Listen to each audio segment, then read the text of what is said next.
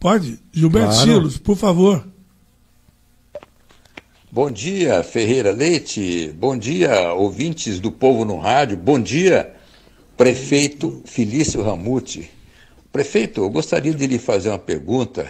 É a seguinte, com relação à pandemia, o senhor tem questionado a classificação de São José lá no Plano São Paulo, né? E o senhor tem afirmado que São José já deveria estar na fase amarela e não na fase laranja.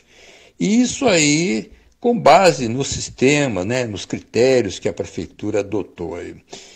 Eu vejo que o senhor assume uma posição assim com muita firmeza e convicção, né, com muita convicção. Inclusive, já passando a cidade para a fase amarela, por decisão sua. E a minha pergunta é a seguinte, na sua avaliação, isso aí pode causar um estremecimento na sua relação com o governador João Dória, que é do seu partido? Isso pode trazer prejuízo político neste ano eleitoral? O que o senhor pensa a respeito? Por favor, prefeito. Vamos lá?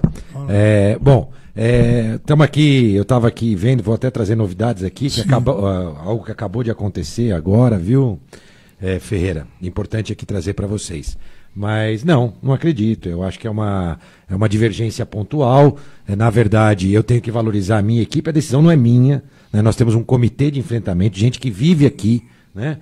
Existe um comitê de enfrentamento lá em São Paulo, lá no ar-condicionado, lá do Palácio dos Bandeirantes, e a gente tem gente que vive aqui, que conhece a realidade da cidade, é competente e tem informação com muito mais profundidade. Eu mostrei na minha coletiva todos os dados que o nosso comitê acompanha. É claro que o Plano São Paulo tinha que existir até para pequenas cidades, cidades que não têm uma infraestrutura epidemiológica como a nossa, né? São José dos Campos tem competência e capacidade para tomar suas decisões técnicas, e a gente tem muita informação. Vou dar 2 exemplos simples, talvez, para a população entender. Primeiro, a relação ao óbito. Todo o Plano São Paulo ele fez uma forma de simplificar para poder atender todos os municípios, claro, do estado. Mas nós, por exemplo, analisamos óbitos na data que acontece o óbito. É claro, é assim que você consegue ver a curva da epidemiológica. Já no Plano São Paulo, ela é lançada na data que ela é lançada. Então, se demora 20 dias para chegar o exame que confirma que aquele óbito aconteceu, ele é lançado 20 dias depois. Então, na verdade, não é a realidade da curva epidemiológica. O governo do estado não usa esse critério para o Plano São Paulo. Nós entendemos que isso é errado. É errado para uma cidade como a nossa, que sabe apurar da forma correta, por exemplo, número de casos. Vou dar um outro exemplo. Casos positivos ou internações. A gente consegue acompanhar a data do sintoma daquela pessoa e não a data que é lançada no sistema. Como se não bastasse esses problemas por si, ou essa melhoria, né, que poderia ser feita, né, que a gente faz, na verdade. O Plano São Paulo precisa simplificar até para ele poder conseguir atuar em todos os municípios. Como se não bastasse isso, essa diferença metodológica, vamos dizer assim, a gente tem também os erros e os problemas nos sistemas, né, do governo federal, do governo estadual, que aí você não consegue ter acesso, acumula dados, acumula lançamentos, e isso dá uma impressão errada da realidade epidemiológica da cidade. Por conta disso que nós temos nossa análise, temos convicção dos nossos resultados, são mais de 4 meses, Silos, e vocês que estão nos escutando, de pandemia. São José dos Campos é a cidade com o menor número de óbitos entre as 17 maiores cidades do estado de São Paulo. Isso mostra que a prefeitura está fazendo bem o seu papel, os hospitais privados e o cidadão de São José. E ele não pode ser penalizado por isso, por fazer a coisa certa. A prefeitura, por exemplo, quando a gente comprou os respiradores, fomos a única cidade a receber respiradores pelo preço de tabela, né? Não usamos do governo estadual, do governo federal. Agora, nesse exato momento, está faltando sedativos, medicamentos para manter as pessoas entubadas. Em São José, não.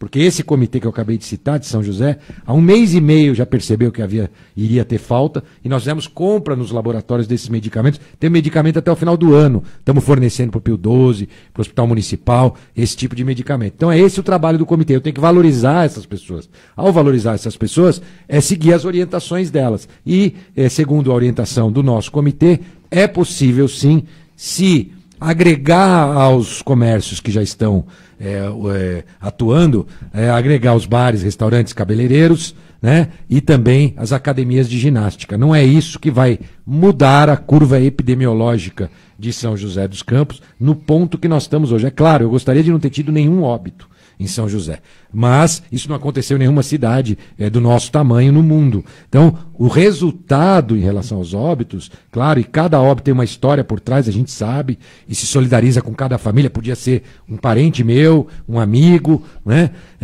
Mas nós temos o menor número de óbitos por habitante. É exemplo, São José também está sendo exemplo. Construímos um hospital de retaguarda definitivo, e diferente daqueles hospitais de campanha que viraram caso de corrupção aí no Brasil inteiro, em 35 dias. Isso ninguém fez. Exemplo na cidade. Mantivemos a distribuição de merenda nas escolas, para as famílias continuarem assistidas, aquelas principalmente que mais precisam. Também mantivemos essa distribuição de merenda. Enfim, uma série de atitudes. Todas as pessoas que têm que são diagnosticadas, recebem telefonema da nossa equipe, os médicos e enfermeiros acima de 60 anos estão trabalhando no telefone, ligando para as pessoas que tiveram sintomas, também os nossos futuros médicos das faculdades também estão nos ajudando, da Humanitas e da Anhembi Morumbi, as faculdades de medicina, uma grande estrutura para idosos. O que a gente fez? Criou uma estrutura nas casas dos idosos que estão fechadas, para acolher idosos de lares de idosos. Por quê?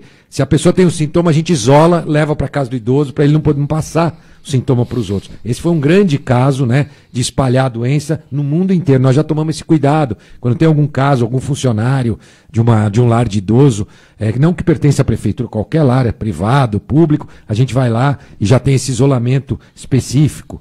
Fizemos o trabalho com a população de rua, temos abrigos para todos, para a população de rua. Enfim, é um trabalho que já deu efeito, né? Nós já temos a menor taxa de óbito por habitante entre as maiores cidades do estado de São Paulo. E entre as 25 maiores do Brasil, nós somos a segunda ou a terceira com o menor número de óbitos por habitante. E quem está com menos óbito, na verdade, está no auge agora da pandemia. Ainda é capaz que a gente, entre as 25 cidades, também tenha a menor índice de óbitos por habitante. Então, eu não vejo, eu converso sempre com o Vignoli, que é o secretário, aviso com antecedência as minhas ações, né? Mas tem coisa que não dá para a gente negociar, né? E a cidade não dá para negociar. A vida das pessoas, a estrutura da cidade, a oportunidade das pessoas exercerem suas atividades. Ferreira, hoje eu publiquei no meu Facebook, Cláudio Ferreira, uma lista com a ordem dos óbitos por habitantes de todas as cidades do estado, das 17 maiores.